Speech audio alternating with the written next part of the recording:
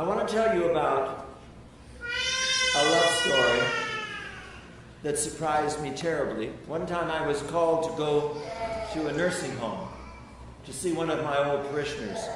She was in her late 80s. I arrived at the nursing home, and as I'm going past her room, there's an old gentleman standing at the door, and he says, "Father, would you come in and visit us?" I said, "Well, I'm on my way to take somebody communion. When I finish, I'll come back." And I came back to this room, and he welcomed me, and I go inside, and there are two beds. His and his wife is in bed. And I said, "Oh, I didn't know that they had couples here together." He said, "We do. It's done." And I said, he says, "My wife can't walk anymore, so she has to be in bed all the time." And I said, "So what's the matter? You couldn't be without her, so you had to come?"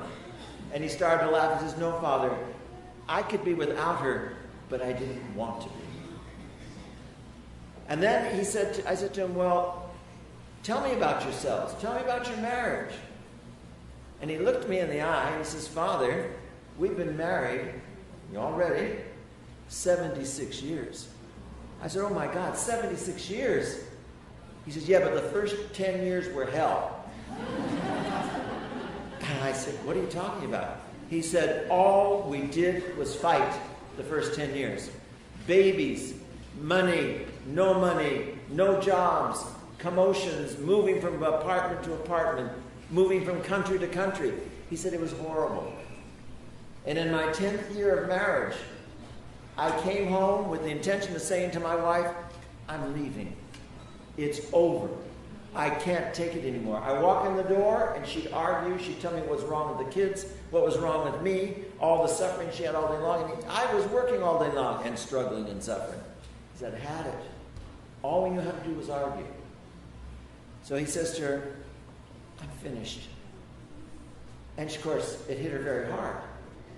And then she started talking. She says, "My sister has a priest, and he's helped her and her husband so much. Will you go see him?" And he was going to say no, and he said, "All right, I'll go," because he knew the priest would have nothing to say anyway, and he would leave. They made an appointment. They went to see the priest. The priest says, "Tell me about yourselves." So they did the usual, she does this and he does that, and they don't do this, and we've had enough. And so he says, the priest, "You know what the problem is? You don't know anything about love." And I say to you, the problem is we don't know anything about love. And he said, in every love relationship, there are three people. Not one, not two, but three. And in every relationship, if it's love, it has to have God in it. And then it has to have the one you love. And then it's you. So first, in every relationship of love is God.